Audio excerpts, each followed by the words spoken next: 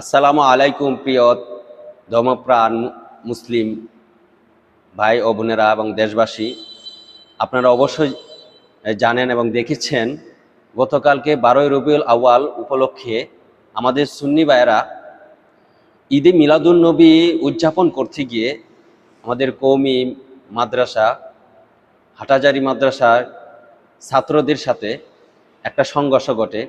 তা মারামারি পর্যায়ে চলে যায়, অনেকে হতাহত হয়েছে, অনেকে আহত হয়েছে। তো এই ঘটনা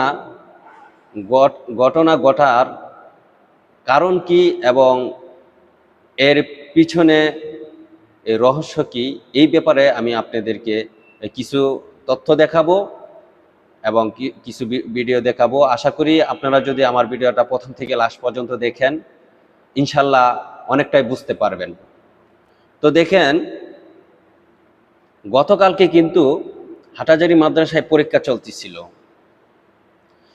হুজুররা গেটকে তালাবদ্ধ করে ছাত্রদের পরীক্ষা নিতেছিল, আর এদিকে সুন্নি ভাইয়েরা সকাল থেকেই তারা তাদের ঈদে মিলাদুন্নবী উদযাপন করতেছিল।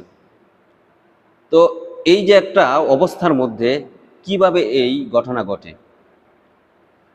তো এই ঘটনা আলোচনা করবার পূর্বে আমি আপনাদেরকে একটা ভিডিও দেখাবো, যেটা দেখে আপনাদের অনেকটা বুঝে আসবে।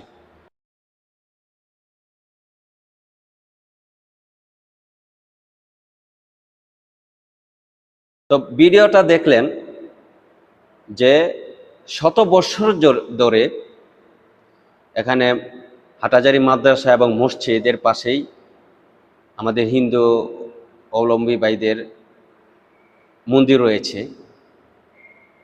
তো এই মন্দিরে হিন্দু ভাই বোনেরা তারা কিন্তু তাদের উদযাপন পালন করে আসতেছে শত বৎসর ধরে। আজ পর্যন্ত শোনা যায়নি এরকম কোনো ঘটনা যে হাটাজারি মাদ্রাসা এবং মসজিদ থেকে এই মন্দিরের মধ্যে কোনো ইট পাক্কেল কিংবা অন্য কোনো ঘটনা ঘটছে, মানে ডিল মারছে কিংবা ইট মারছে, এরকম কোনো ঘটনা ঘটে নাই। ইট মারবো কেন, মানে একটা ফুল পর্যন্ত মন্দিরে ফালাই নেই, এবং হিন্দু ভাইয়েরাও মসজিদে এবং মাদ্রাসায় কোনো আক্রমণ করে নাই। তো আমাদের একই জাতি ভাই মুসলিমদের মধ্যে এরকম ঘটনা কিভাবে ঘটে যায়, এই ঘটনা বোঝার আগে আসুন আমরা একটা ভিডিও দেখে আসি। এই ভিডিওটা দেখলে অবশ্যই আপনারা বুঝতে পারবেন।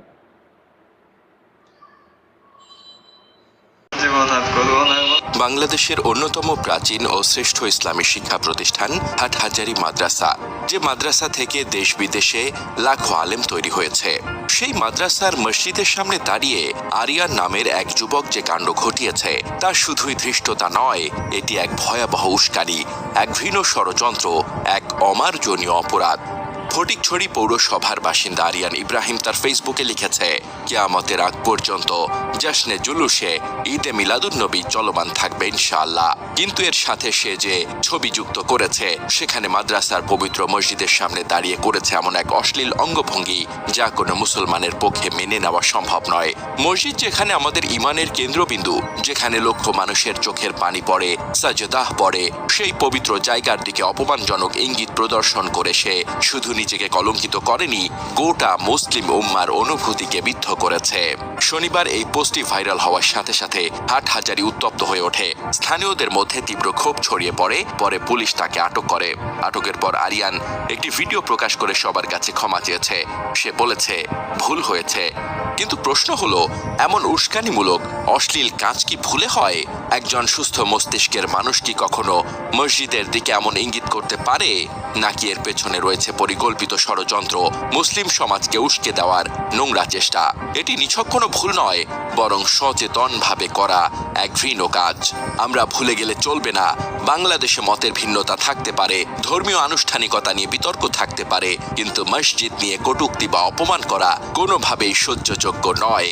যদি আইন নিজেদের হাতে তুলে না নিয়ে রাষ্ট্রীয় আইনের মাধ্যমে কঠোর শাস্তি নিশ্চিত করা হয়, তবে ভবিষ্যতে কেউ এ ধরনের দুঃসাহস দেখাতে পারবে না।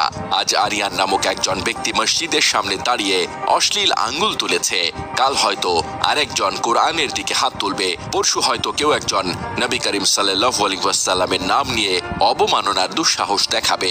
তাই এখনই থামানো না গেলে এর আগুন সবার ঘরে গিয়ে লাগবে।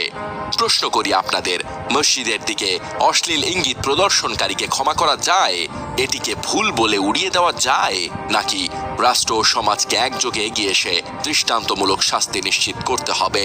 এদিকে পুলিশ জানায়, দুপুরে চট্টগ্রামের জশ্নে জুলুসে যাওয়ার পথে হাটহাজারী মাদ্রাসার সামনে দাঁড়িয়ে অশালীন ভঙ্গি করে ছবি তোলে আরিয়ান। পরে সেটি ফেসবুকে পোস্ট করলে মুহূর্তেই সামাজিক যোগাযোগ মাধ্যমে ছড়িয়ে পড়ে।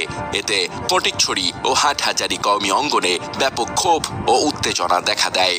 আরিয়ানের ফেসবুক আইডিতে নিজেকে ফটিকছড়ি পৌরসভার ৩ নং ওয়ার্ড ছাত্র দলের সভাপতি পরিচয় দেওয়া হলেও সংগঠনটির সভাপতি একরামুল্লাহ চৌধুরী জানান, অভিযুক্ত আরিয়ান ইব্রাহিম ছাত্র দলের কেউ নন। তিনি সংগঠনের নাম ব্যবহার করে বিভ্রান্তি ছড়াচ্ছেন। তার বিরুদ্ধে এরই মধ্যে সংগঠনগত ব্যবস্থা গ্রহণের উদ্যোগ নেওয়া হয়েছে এবং প্রশাসনকে আইনগত পদক্ষেপ নিতে অনুরোধ জানানো হয়েছে। পুলিশ তাকে আটক করে জিজ্ঞাসাবাদের জন্য হেফাজতে নিয়েছে বলে জানান অতিরিক্ত পুলিশ সুপার কাজী তারেক আজিজ। এদিকে ঘটনার পর হাটহাজারী মাদ্রাসা এলাকায় উত্তেজনা ছড়িয়ে পড়ে। মাদ্রাসা কর্তৃপক্ষ মাইকে ঘোষণা দিয়ে ছাত্রদের শান্ত থাকতে আহ্বান। তো ভিডিওটাতেও দেখলেন, আসলে এর পিছনে যে কারণটা রয়েছে এটা আমরা আশা করিনি। কারণ আমরা চাই আমাদের বাংলাদেশটা এমন একটা বাংলাদেশ হোক যে জায়গায় কোনো হত্যাযোগ্য থাকবে না, কোনো কাটাকাটি, মারামারি, হানাহানি, সন্ত্রাসী এরকম থাকবে না।